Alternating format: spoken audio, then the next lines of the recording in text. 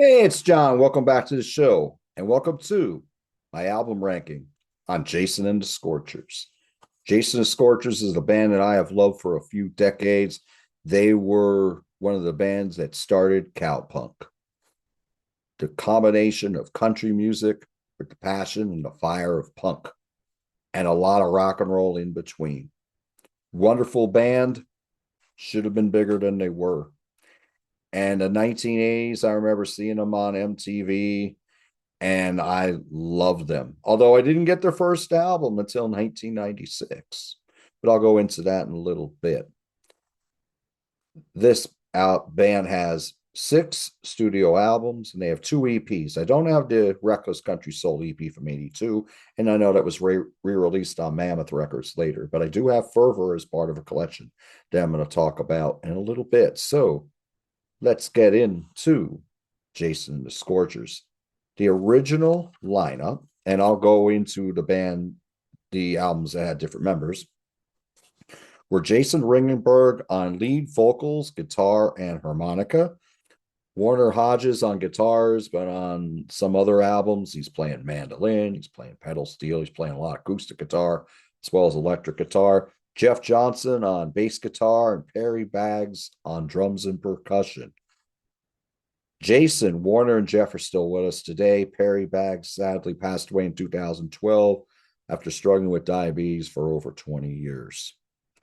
So they play on 4 of these albums. The other 2 albums had different members on them, besides Jason and Warner, and I'll get into them right now. Because my number 6 is the 5th album by Jason the Scorchers from 1996, Clear Impetuous Morning. Now, this was released immediately after their previous album from 1995, Blazing Grace. This was released on Mammoth Records, and this was produced by Warner Hodges and Jeff Johnson. This has the original lineup on it. Now, this album, we have a lot more rock on here, not as much cowpunk, a little bit in a track called Tomorrow Has Come Today, and the opening track, Self Sabotage. Thing about Jason Scorchers, their opening tracks were always great. Sometimes they kicked your ass and took your name, and sometimes they were just very whimsical and very soaring. This is more in the kick-ass version. We got some great rock songs on here with great melodies, wonderful choruses, and Cappuccino Rosie, Uncertain Girl, Victory Road, they're all very good. Everything Has a Cost is an acoustic country ballad. Jason Ringenberg duetting with Emmylou Harris. One of the highlights of the album. It is wonderful. We have a cover of Drugstore Truck Driving Man. I remember this version from the original Woodstock in 1969. Joan Baez doing it. I know Joan didn't write it, but they scorcherized it, as I like to say, when the Scorchers like to cover songs. Some of their covers are very good. Some of them are fantastic. This is more in a very good category. It's still wonderful. Some of the best songs on this album, in my opinion, are near the end, like Walking a Vanishing Line, which is more acoustic, but it's very, very driving, like punk. It's very cool. Jeremy's Glory is a nice story song that works very well. I'm sticking with You's Cool. Going Nowhere is another good one on here. So this is still a very good album. I give it a 7.5 out of 10. This is my number 6. This is Clear Impetuous Morning from 1996. My number 5 is the latest album by Jason the Scorchers, and this has 2 new members of the Scorchers on here. This is Halcyon Times. This was released in 2010. Now, this was released on Courageous Chicken Music. That label also released a wonderful odds and sods compilation called Wildfires and Misfires, which is very, very cool. Definitely check that out. You got some cool live songs on there. You got some songs that weren't released on previous albums by Jason the Scorchers. A fantastic song on there called Break Open the Sky, which should definitely be heard.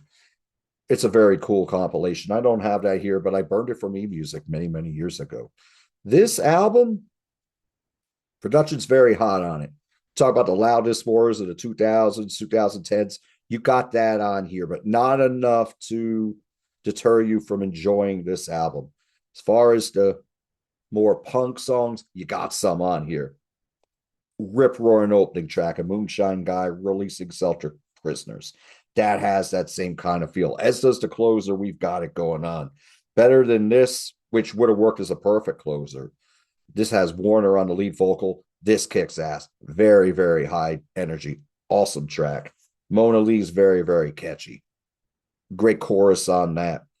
We have some songs on here that are more Americana, as you can say. They're good songs, but like songs like Beat on the Mountain, Land of the Free, Golden Days, Days of Wine and Roses.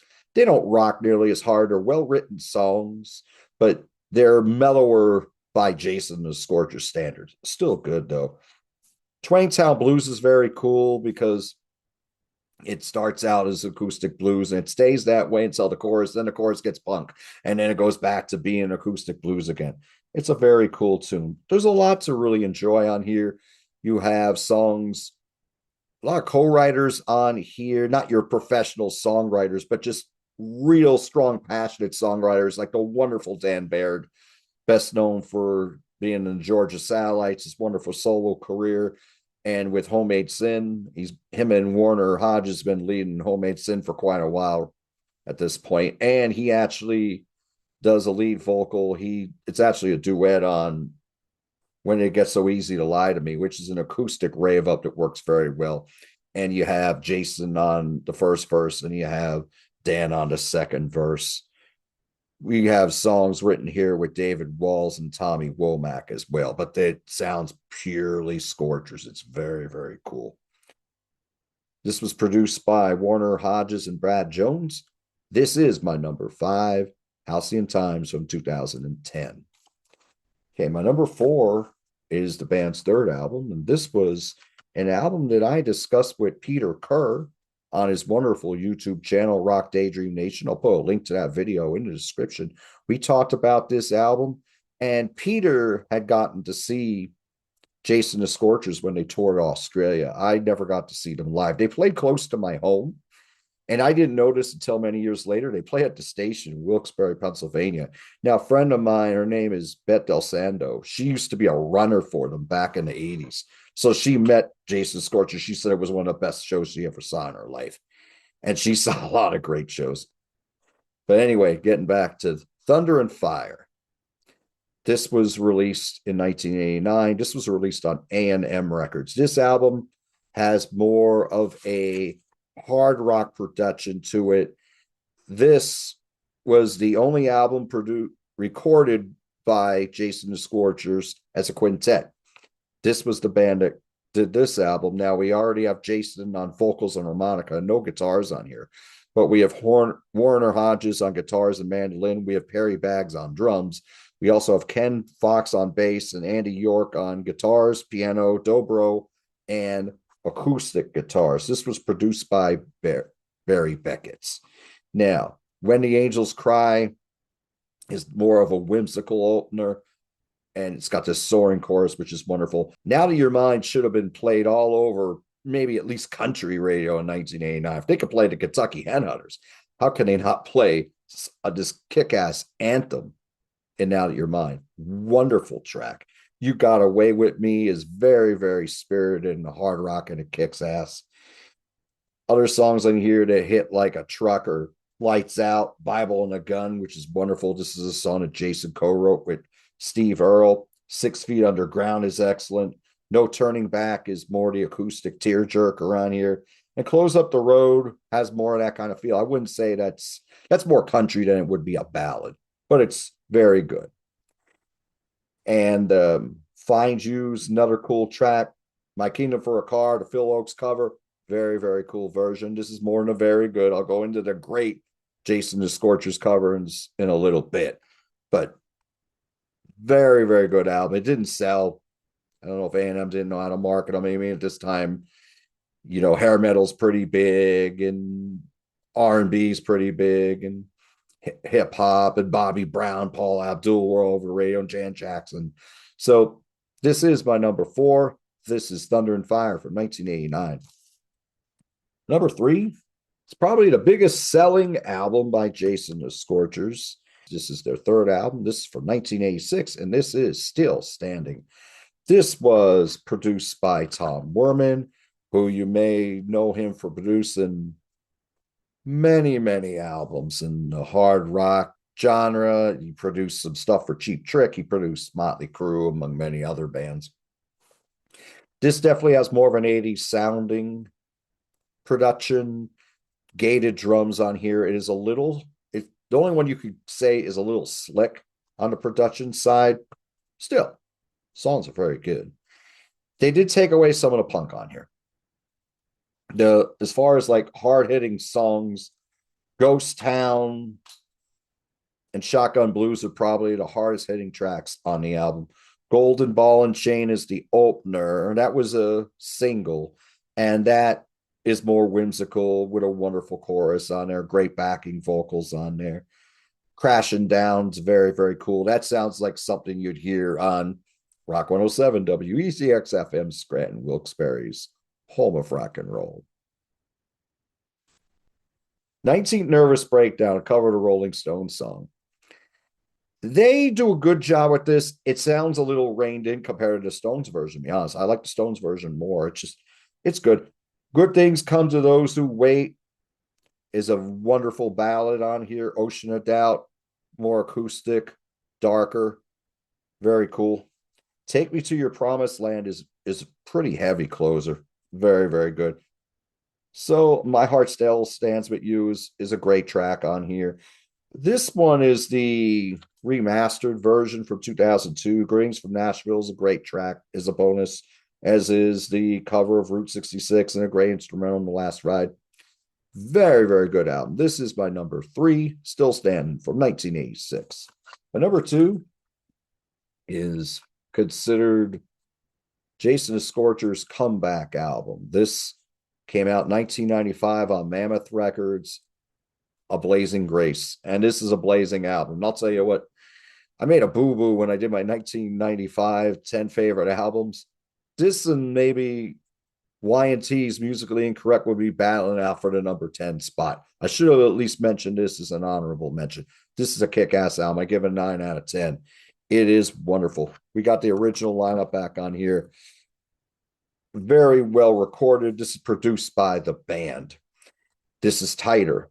I think the best Jason Scorchers albums are the tighter ones. The first 2 albums I talked about today, Clear and Impetuous Morning, Halcyon Times, had 14 tracks. That was a little too long. This one has 10 songs, all bangers. Cry by Night Operator is kick-ass cowpunk at its finest. It is fantastic. American Legion Party that closes the album, same thing. It's got that same spirit of punk. It is a banger. They do a cover of Take Me Home Country Roads, which got played on Hard Rock Radio. Take Me Home Country Roads, written by the late, great John Denver. And they make this their own. This is a kick-ass version of Take Me Home Country Roads. It is wicked. Jason and the band are on fire on this. But we also have cool songs that are more reflective, more country, like Where Bridges Never Burn. Somewhere Within is a tearjerker, which is wonderful. It is a country ballad, which is fantastic. One More Day, A Weekend is very rousing. Excellent. We should be hearing this as much as Working for the Weekend by Loverboy. It's that good. Why Baby Why is a kick-ass cover track on here. Hell's Gates, more mid-tempo, more AOR. One of my favorite songs by Jason the Scorchers. It is fantastic. It's got great hooks in the chorus and that guitar line. Wonderful. Shadow of Night's also very cool. 200 Proof Lovin' is as well. This is my number 2, A Blazing Grace from 1995. And my number 1 with a bullet is part of a collection here. So my number 1's Lost and Found. That was their debut LP from 1985. That and their EP Fervor from 1983 are part of this collection called Both Sides of the Line. I picked this up in 1996 when it first came out. This is an album, one of my most played albums in my collection. I adore this album. Lost and Found is a 10 out of 10. The Fervor EP is a 10 out of 10. Lost and Found is the one I will focus a little more on at this time. Now, last time around, the opener, this rocks so hard, it feels like if you were going to play this on vinyl, you'd think the vinyl was going to fly off the turntable. It's got that much energy and that much passion. It is wonderful. White Lies is a great rocker, wonderful anthem on here. Fantastic. Should have been all over the radio, but we didn't know how to market them with what EMI would have said, which is a shame because it is a kick-ass track. If Money Talks has that same spirit as those other two tracks I said, and it's very catchy, very, very memorable, wonderful chorus on here. But we also have a lot of country songs on here with the passion of punk, like Blanket of Sorrow, which is wonderful. Those violins on there sound fantastic. Still Tide is excellent. That's more pure country. Very, very cool. Broken Whiskey Glass starts as country, and then it really gains a lot of steam during the chorus. It's fantastic. A wonderful anthem on here. Change the Tune has same kind of vibe on that. That's the song that closes the album. We also got wonderful covers here of Hank Williams' Lost Highway, Annie Arnold's I Really Don't Want to Know. Everything on here is wonderful. Far Behind, Shop It Around. Fantastic album, top to bottom, and one of my 5 favorite albums in 1985. The Fervor EP that's in here, that's just as strong. The opening track is a cover of Bob Dylan's Absolutely Sweet Marie. They make it their own. This is a definitive version of Absolutely Sweet Marie, and I love Bob Dylan, but they Scorcherize this, they made it their own.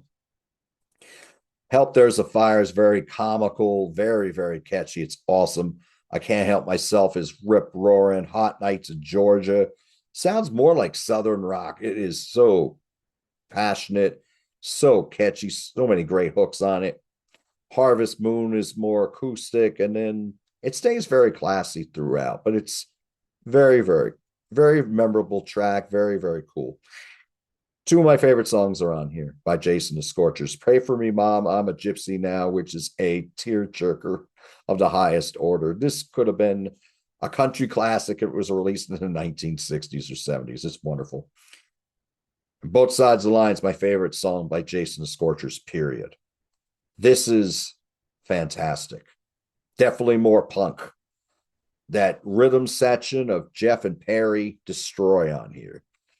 That bass line is wonderful. That beat that Perry is laying down is excellent. And then Jason comes in with that ripping vocal. Jason sounded country as soon as he opened his mouth. He has a lot of twang in his voice. Very apparent throughout this catalog, but very apparent on this song, certainly. The guitars on here from Warner, heavy as hell. Fantastic. So many great licks on this song. The chorus is wicked. Fantastic. And then it slows down after the guitar solo, and all you hear is just those drums. And Jason's vocals getting lower and lower and lower. Just when you think the song's going to end in a fade out, it comes back again, and then it goes back into that great verse before it goes into the chorus and ends. This song was written with Michael Stipe of REM. Michael Stipe, fantastic songwriter. So are Jason the Scorchers. So this is my number 1, Lost and Found, from this wonderful collection, Both Sides of the Line. So just to give you a recap of my Jason the Scorchers album ranking, my number 6 is Clear Impetuous Morning from 1996. My number 5 is Halcyon Times from 2010. My number 4 is Thunder and Fire from 1989. My number 3 is Still Standing from 1986. My number 2 is A Blazing Grace from 1995. My number 1 with an absolute bullet is Lost and Found from 1985, and the Fervor EP from 1983 is right there. You want to check out these albums? I have a link in the description to the video today to the Jason and the Scorchers YouTube page. You can check out all these albums for yourself if you've never heard their music before. So what do you think of Jason the Scorchers music? Does their music kick ass or what? If you've never heard them, check them out. Check them out on Spotify. or wherever else you listen to music. But I do have the YouTube page here. You can check them out. Fantastic band. I'm so sorry I never got to see them live. But again, I think I was 15 when they would have been playing the station on Still Standing tour. So thank you all so much for joining me today. I hope you enjoyed this show. Do what you love, and I'll talk to you soon.